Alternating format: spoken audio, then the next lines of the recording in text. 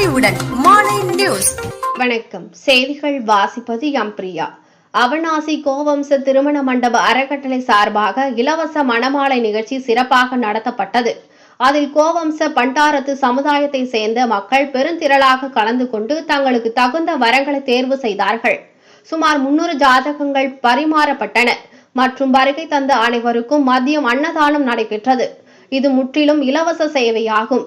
இந்த நிகழ்ச்சிக்கு தமிழ்நாடு கோவம்ச ஆண்டி பண்டாரத்தார் சமூக முன்னேற்ற நல சங்கத்தின் மாநில தலைவர் என் பிரகாசம் தலைமை தாங்கினார்.